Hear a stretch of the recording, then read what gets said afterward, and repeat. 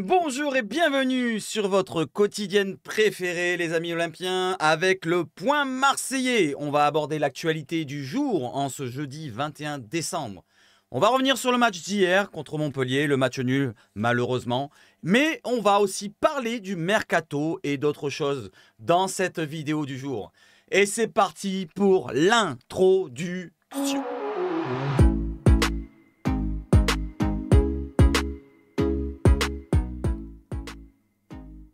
Et donc on se retrouve pour l'information d'hier. Pablo Longoria tiendra donc une conférence de presse dès 11h30 aujourd'hui. Du côté de Twitch, vous pouvez la voir gratuitement sur l'OM officiel. Il sera au Vélodrome, il répondra aux questions sur le bilan. Il fera un bilan de la demi-saison qui s'est déroulée là actuellement. Et il parlera aussi du mercato qu'il a peut-être déjà abordé avec son coach italien Gattuso et d'autres personnes comme Benassia. Les amis, n'hésitez pas à regarder, n'hésitez pas à me dire ce que vous en pensez de cette conférence dans les commentaires après la vidéo. Allez, j'enchaîne avec de l'actu et du mercato. Du mercato qui pourrait être bien lourd, avec Daichi Kamada dans les rumeurs ou infos. Selon Il Messaggero, c'est un média italien, BOM qui nous relaye ça, l'OM ferait partie des clubs intéressés pour le japonais. Il y a d'autres clubs, Valence et la Real Sociedad. Avant cela, avant de regarder sa fiche sur Transfermarkt, on va regarder l'information déjà du côté de l'Italie. Kamada veut partir selon le média Lazio Press, c'est le média du club de la Lazio. Comme le rapporte Il Messaggero, la Serie A a déçu Kamada. Et Daichi envisage déjà de partir. Quasiment impossible en janvier, pratiquement réduit sur un transfert gratuit en fin juin. La Lazio n'y est pour rien. Le joueur japonais ne s'en sent pas adapté au football italien. Voilà, donc c'est un côté adaptation que le japonais n'arrive pas à avoir. Voilà, anciennement du côté de Francfort, cette fois il est en Italie, c'est totalement différent comme jeu. On continue, l'objectif à long terme est de ne absolument pas rater la Coupe du Monde 2026 pour le japonais. C'est pourquoi Daichi Kamada étudie les offres dès janvier. Désormais, son rêve, c'est plutôt la Liga. On parle donc de Marseille bien sûr, mais il y a Valence et la Real Sociedad qui passent avant. Marseille est également sur ses traces. La Lazio de son côté ne sait pas plus de cela sur le dossier, également parce que Fabiani a parlé avec son agent à Madrid et qu'il était calme. Cependant, Daichi Kamada semble avoir décidé de son avenir. Des adieux rapides pourraient lui permettre d'attaquer Ferguson. Là, il parle de la Lazio qui s'intéresse à Ferguson, l'attaquant de Brighton, demandé par Sarri, le coach de la Lazio. On regarde sa fiche, les amis, sur Daichi Kamada. Donc, comme vous le savez peut-être, ou vous ne le savez pas, c'est un milieu de terrain japonais, 1m84, 27 ans, donc japonais, milieu offensif, 31 sélections avec le Japon pour 7 buts. Il est coté par Transfermarkt évalué à 20 millions d'euros. Il est sous contrat jusqu'au 30 juin 2024. Et il y a quand même une clause dans son contrat d'un commun accord pour 3 ans de supplémentaires. Si bien sûr, Kamada se sentait bien du côté de la Lazio. Pour l'instant, ça ne fonctionne pas bien, donc je ne pense pas qu'il va lever cette option. Il est milieu offensif dans le poste principal. Il peut jouer en deuxième attaquant, voire en milieu central, un cran plus bas. 20 millions pour la valeur Transfermarkt, on en a parlé. Je descends sur ses prestations de cette saison. C'est 19 matchs pour un but et une seule passe décisive en 870 petites minutes pour ce joueur. Voilà les amis, n'hésitez pas à me dire ce que vous en pensez d'Daichi Kamada. Est-ce que ça vous intéresserait du côté de l'OM? Pourquoi pas pour la CAN avec les joueurs qui ne seront pas là comme Amin Harit. Voilà, il pourrait possiblement le remplacer. Et derrière, on va enchaîner avec une autre piste, une autre rumeur à prendre avec des grosses pincettes. Et c'est Désiré Doué. Désiré Doué, à l'OM, l'idée en or du mercato. Sous contrat avec Rennes jusqu'en juin 2026, Désiré Doué est dans une situation complexe en Bretagne. Il a un temps de jeu très limité avec le club rennais, de quoi donner des idées à certains cadors de Ligue 1 tels que l'OM. Je descends un petit peu, j'avais souligné tout à l'heure les informations qui étaient importantes, mais je vous relaye plus ou moins ce qui était important. Donc à en croire Foot Mercato, donc le média quand même qui s'y connaît en mercato, le mercato hivernal pourrait être à l'occasion de changer d'air pour Désiré Doué. Et cela risque de donner des idées à quelques belles écuries de Ligue 1, dont l'OM. Très bien informé sur le mercato de l'Olympique de Marseille l'été dernier, l'insider Marwan Belkacem, donc qui a un compte Twitter, ou X pour certains, a soumis une idée plutôt intéressante et suffisante à Pablo Longoria, avec un possible échange Désiré Doué contre Ismaël Assar qui ne réussit pas à l'OM. Entre Rennes et Marseille, avec, pourquoi pas, avec un pécule d'argent en plus pour l'OM, bien sûr. Voilà, Désiré Doué a que 18 ans. Sarr, un peu plus âgé, il n'arrive pas à s'imposer du côté de l'OM. Est-ce que ça serait un bon move pour vous, les amis? N'hésitez pas à me dire dans le chat, dans le commentaire, pardon. Est-ce que vous préférez avoir un Sarr encore à l'OM après la CAN, bien sûr, quand il reviendra, ou plutôt un Désiré Doué pour un prêt ou alors un échange sec avec de l'argent? Ça, c'est à vous de choisir dans les commentaires. Justement, pour Désiré Doué, on va regarder sa fiche du côté de Transfermarkt. Donc, je vous l'ai dit, 18 ans à peine, très très jeune, 1m80 de profil plutôt milieu offensif. Il est international espoir U19 avec 12 sélections et 3 petits buts. Sa valeur Transfermarkt est évaluée à 15 millions. Pardon. Il est ambidextre, donc pied droit, pied gauche. Franco-ivoirien, il pourra choisir la sélection ivoirienne plus tard s'il n'arrive pas à s'imposer avec l'équipe de France, pourquoi pas. Ou alors s'il a envie de choisir la Côte d'Ivoire, s'il a envie. Son contrat, il a été prolongé il n'y a pas si longtemps que ça, s'arrête en juin 2026, donc il reste encore quelques années. Si bien sûr, on arrive peut-être, pourquoi pas, on ne sait jamais, à recruter un joueur tel que Désiré Doué, il faudra investir. Son poste préférentiel, c'est milieu offensif axial, comme Kamada. Derrière, il peut jouer milieu central, comme Kamada, et deuxième attaquant, comme Kamada. C'est un peu le même profil, seulement c'est un joueur beaucoup plus jeune. Derrière cela, pour sa prestation, ses prestations cette saison, c'est 20 petites entrées en Ligue 1, en Europa League et en National, il compte aussi 90 minutes. Pour 2 buts et une passe décisive en 391 minutes, non, en 781 minutes, pardon. C'est très peu de temps de jeu pour un joueur de cette qualité. Voilà, n'hésitez pas à me dire ce que vous en pensez pour cette piste, cette rumeur à prendre avec de grosses pincettes, même je vais dire des pinces de crabe plutôt. Les amis, c'est à vous de choisir. Allez, on continue derrière avec de l'actu légère. Hier, du côté de Rotten sans flamme, du côté des RMC Sport, vous avez la possibilité d'écouter l'entretien de Dimitri Payet du côté de Rotten sans flamme. Ça dure pas très longtemps, c'est 12 minutes sur la chaîne YouTube de RMC Sport. N'hésitez pas à écouter, c'est plutôt frais. Dimitri Payet parle de son passé du côté de l'OM, il parle de son avenir, il parle de son passé du côté du Brésil pour l'instant de ses 6 premiers mois. Il est actuellement sur Marseille. N'hésitez pas à écouter, voilà, donc c'était pour vous tenir au courant. On revient à l'OM avec la Minute OM qui nous tient au courant, j'en ai parlé pendant le live d'hier, des joueurs qui sont présélectionnés pour la CAN qui va arriver dans pas longtemps. Il y a plusieurs joueurs et des surprises ou pas, pour moi je vous en ai parlé. Bemo Meïté par exemple, ce n'est pas une surprise, je vous avais dit pourquoi pas, il pourrait être présélectionné et pourquoi pas même sélectionné pour la CAN. Donc il y a Simon N'Gampantoete-Nbu, je l'ai bien dit, le Camerounais, c'est pas une grosse perte vu qu'on a Paul Lopez et Ruben Blanco, ça va. François-Régis Mug. Ça, c'est à vous de me le dire. Est-ce que c'est une grosse perte ou pas? C'est un joueur offensif. Il va nous en manquer pas mal. Vous allez voir avec les joueurs qui manquent. Mais selon moi, c'est pas une grosse perte vu qu'il ne jouait pas beaucoup par rapport à d'autres. Bemo Meïté. Par contre, là, ça commence à piquer. Sachant que l'OM joue à 3 actuellement avec Gattuso. On est passé à 3 défenseurs centraux. On n'avait que Bemo Meïté en remplaçant.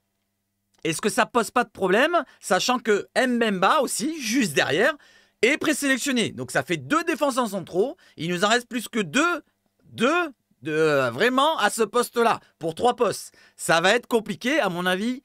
Là, au Mercato, il faudra vraiment donc se positionner sur la défense centrale.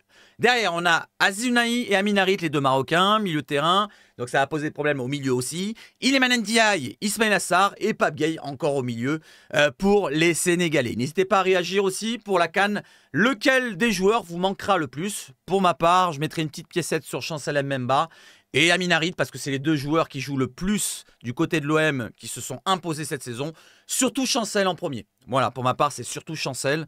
N'hésitez pas à me dire, même si Iliman Ndiaye, par exemple, hier a fait un plutôt beau match. Allez, j'enchaîne avec l'actu, on va parler maintenant du match, bien sûr, d'hier. Le match nul du côté de Montpellier, le 1 partout. Voilà, donc le match est plutôt mal débuté avec un but encaissé au quart d'heure de jeu.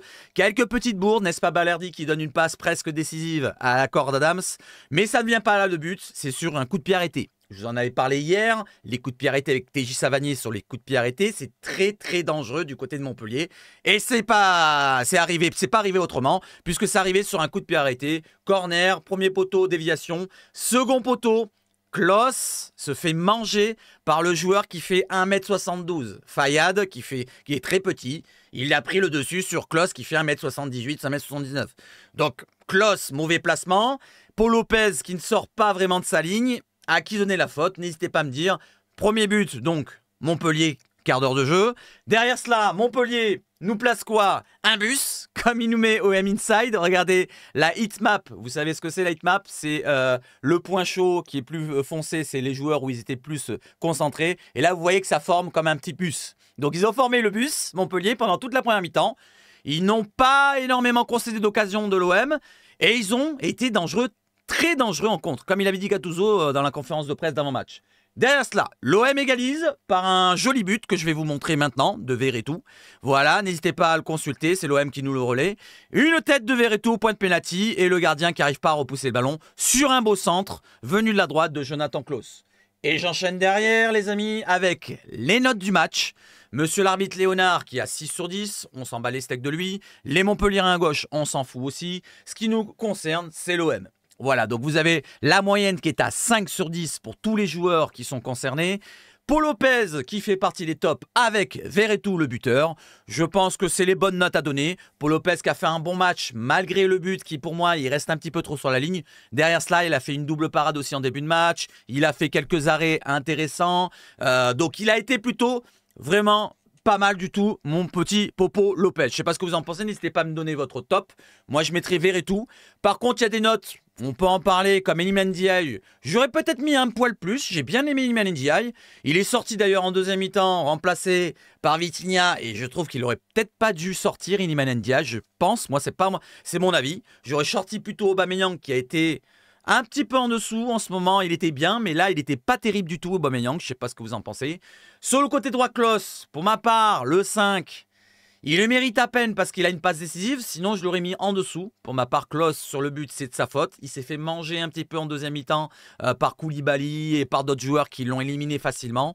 Mbemba, Gigot, plutôt correct, même si bon, ils étaient en danger aussi en fin de match, je trouve, sur les contres montpelliérains. Balerdi, par contre, voilà, donc il a fait de la balardoche, de la balourdie, je ne sais pas comment on l'appelle.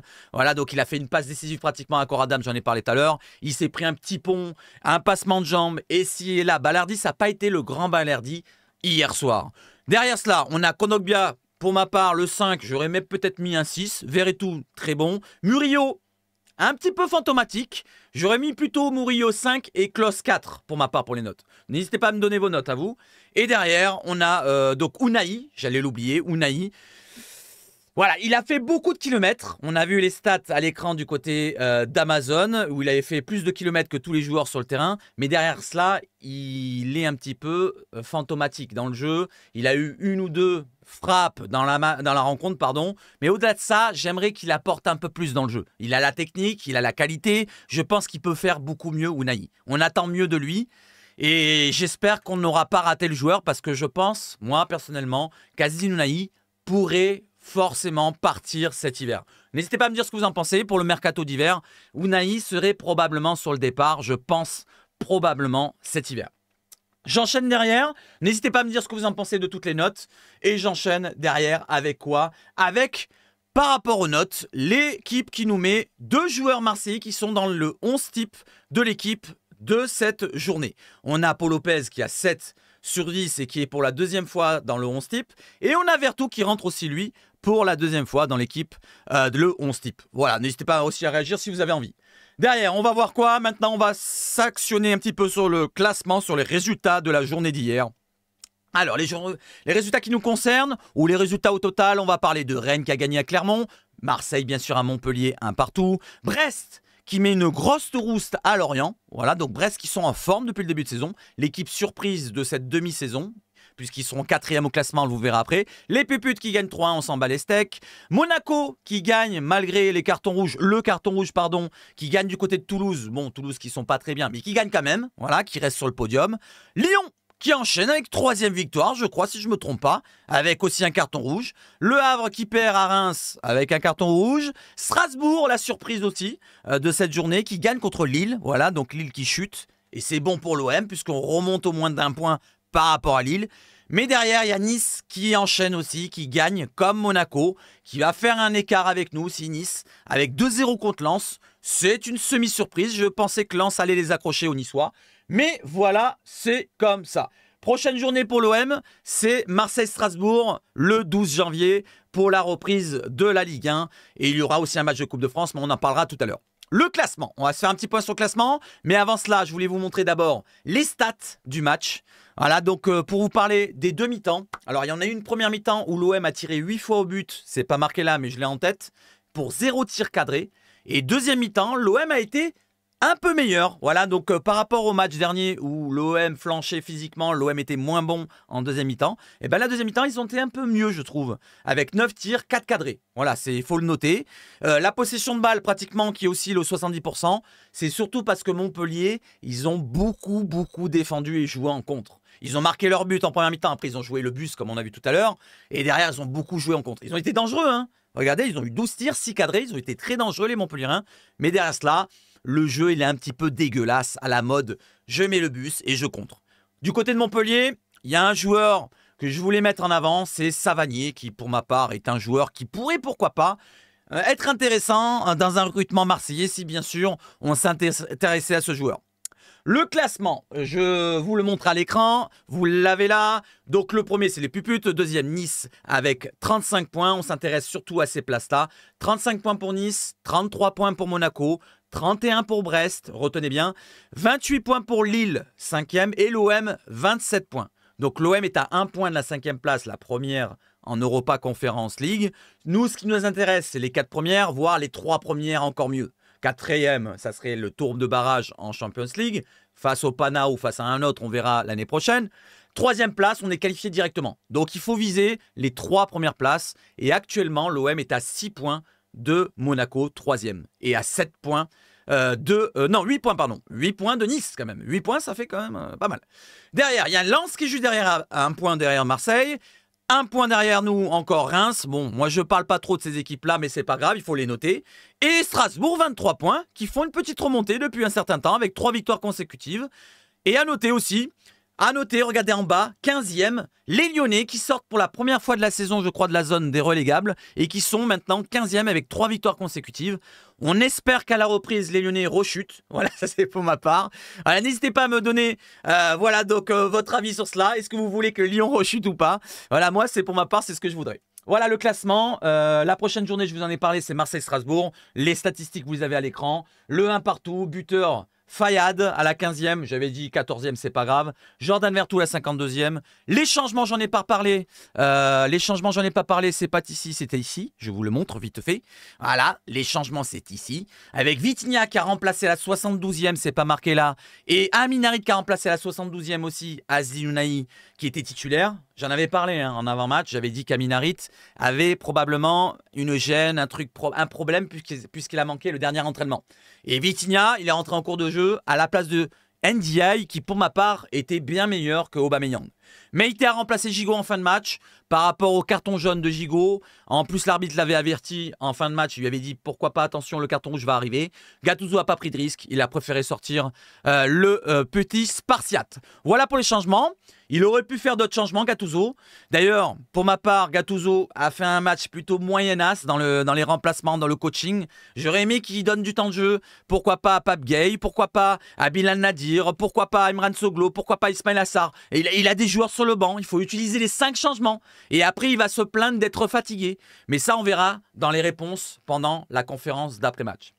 Et justement, quand on parle de la conférence d'après-match, on va changer d'écran, les amis.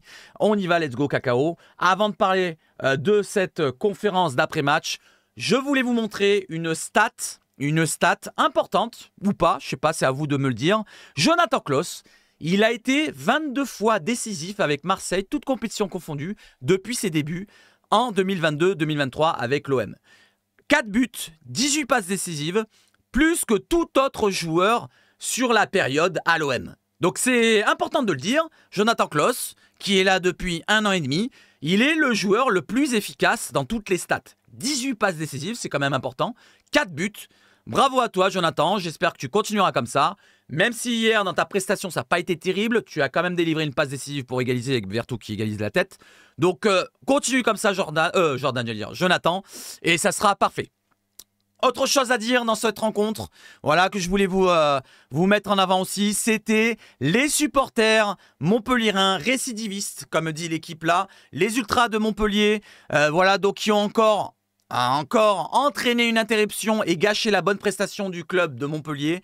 Ils ont arrêté le jeu aux alentours, je sais plus c'était quoi, l'heure de jeu ou un truc comme ça, avec des feux d'artifice, des fumigènes, des pétards, des ci, des là. Et là on voit des Zakarian, le joueur qui est le personne avec la doudoune dégarnie derrière, Savanier qui sont allés voir les supporters qui ont râlé. Voilà, donc ils ont déjà eu une suspension dernièrement avec 1 point de sanction par rapport au pétard jeté auprès du gardien clermontois. Ils ont failli donc encore avoir une grosse sanction là maintenant. Peut-être qu'ils l'auront eu après le match. Je pense qu'il va y avoir une petite sanction pour les Montpelliérains. Autre chose maintenant, on va terminer par la conférence d'après-match de Gennaro Gattuso. Je ne vais pas m'immiscer dans toutes les réactions d'après-match, sinon ça va être trop long la vidéo. N'hésitez pas à réagir sur tous les sujets que j'ai abordés dans la vidéo. Et dites-moi si ça vous plaît le contenu de cette quotidienne. Allez, on continue. Montpellier OM, un partout, on a manqué de jus. Je vous ai surligné tous les titres et tout ce qui était le plus important sur la fin. Voilà, parce qu'il y a la dernière question qui n'est pas très importante, mais il y a la fin qui est importante. Montpellier OM, un partout, on a manqué de jus, estime Gennaro Gattuso. Et pourtant, je dirais pas que c'était le jus qui a manqué là. Je dirais pas que c'était le jus. Moi, je dirais que c'était plutôt la concentration. Sur le premier but, c'est la concentration avec Jonathan Klaus, qui malheureusement n'a pas regardé dans son dos le défenseur, l'attaquant, pardon, Fayad. Pourtant, il est plus petit que lui, comme je l'ai dit. Il aurait dû peut-être être sur le marquage du joueur au lieu d'être 2 mètres devant. Et comme Paul Lopez, il aurait dû peut-être sortir un petit peu. Ça, c'est mon avis. Allez, ça c'est pour le but. Après, le reste, tous les contres, c'est normal parce que Montpellier a marqué. Ils se sont mis derrière, ils ont défendu, ils ont joué en contre. Allez, je lis les questions des journalistes pour Gattuso qui répond. Quelle est votre analyse de la rencontre lui demande le journaliste. Le match a été, comme je vous le disais mardi, nous dit Gattuso, comme je l'avais dit. Montpellier a joué en transition. Nous a fait reculer. On a manqué de jus, on n'a pas joué comme on sait le faire, sans arriver à étirer le jeu sur la largeur, alors que Montpellier a joué de façon très verticale. On pouvait faire plus, mais je prends ce point avec plaisir. Tiens, et vous, petite question pour vous. Est-ce que vous prenez ce point avec plaisir? Est-ce que c'est un bon point pour l'OM? Ou est-ce que vous regrettez ce point-là? Vous aurez préféré à la limite perdre avec la manière? Voilà, dites-moi dans le chat, dis-moi dans le commentaire, pardon. La trêve arrive au bon moment pour vos joueurs, lui demande le journaliste. Je remercie les dieux du foot de nous avoir épargnés de ne pas avoir de blessés, nous dit Gattuso. C'était le 8e match en 22 jours quand même, ça fait beaucoup, c'est vrai. On l'a ressenti. Il nous a manqué du jus quand on a égalisé pour pouvoir jouer notre football. Ah, il voulait dire en fin, toute fin de match. Malgré que l'OM a quand même poussé sur la fin. Je regrette un peu cette dernière occasion où Verretou avec Kondogbia côté droit qui aurait pu faire un beau centre, il était tout seul. Mais Kondogbia, c'est pas un attaquant, il s'est mal placé, il était hors jeu stupidement. Voilà, je ne sais pas si vous avez cette action en tête. C'est la dernière action du match. Harit n'a pas commenté. Harit n'a pas commencé, lui demande le journaliste. Et Gigot est sorti en cours de match. Pour quelle raison? Voilà, je vous ai dit tout à l'heure pour quelle raison. Mais Gattuso nous répond. Samuel avait un carton jaune, comme je l'ai dit. Il pouvait se faire expulser et l'arbitre l'avait prévenu, comme je vous l'ai dit. Je l'ai même sorti un peu tard, selon Gennaro. Amin Harit, lui, ne s'est pas entraîné mardi soir, je vous l'avais dit. J'ai choisi de titulariser Az Din Ounahi. Voilà, donc n'hésitez pas à me dire, qu'est-ce que vous en avez pensé d'Aziz Ounahi dans la rencontre? Moi, j'ai trouvé moins mauvais que d'habitude. Voilà, il manque un petit peu de poids. Je parle pas de ses cannes qui sont toutes fines, je parle pas de son physique, mais je parle du manque de poids dans le jeu. Je n'ai pas l'impression qu'il est vraiment intégré dans ce jeu qu'on a là actuellement. Je sais pas, ça c'est mon avis. Allez, la question du journaliste, c'est à mi-parcours du championnat, avez-vous votre 11 type, votre 11 titulaire en tête? Il lui demande s'il a vraiment son équipe en tête à Gattuso. Non, pas forcément. On a adopté un système qui nous donne plus de certitude avec les 3 défenseurs, avec des joueurs qui peuvent mieux s'exprimer, nous dit Gattuso. Mais l'idée est de performer. On n'a pas eu l'opportunité de beaucoup s'entraîner. Voilà, il va encore se plaindre, je pense. On n'a pas pu mettre en place nos idées. La seule semaine où on aurait pu le faire, on a dû jouer le match reporté contre Lyon.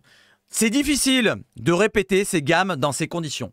Voilà, il se plaint plus ou moins qu'il n'a pas eu le temps de préparer le côté tactique. Il avait déjà dit plusieurs fois, ça fait depuis qu'il est arrivé pratiquement qu'il le dit. J'ai pas le temps, j'ai pas le temps, j'ai pas le temps.